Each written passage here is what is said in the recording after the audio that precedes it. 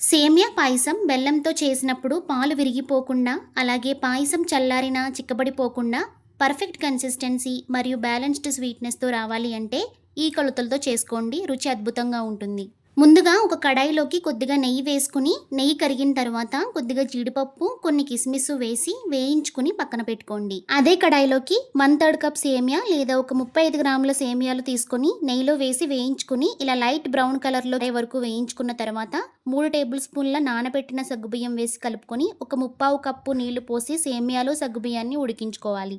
మరుగుతున్న నీళ్లలో నుండి ఇలా సగ్గుబియ్యం పైకి తేలాక అర లీటర్ పాలు పోసుకుని త్వరగా తయారవకుండా గరిటెతో కలుపుతూ 2-3 పొంగులు వచ్చే వరకు మరిగించుకోవాలి. ఇలా మరుగుతున్నప్పుడు పావు టీ స్పూన్ యాలకుల పొడి వేసి కలుపుకుని ముందు వేయించి పక్కన పెట్టుకున్న జీడిపప్పు, కిస్మిస్లను కూడా వేసి స్టవ్ ఆఫ్ చేసి ఒక 5 నిమిషాలు ఆగి అరకప్పు తురిమిన బెల్లాన్ని వేసి కలుపుకొని పాయసంలో బెల్లం కరిగిన తర్వాత సర్వ్ చేసుకోండి.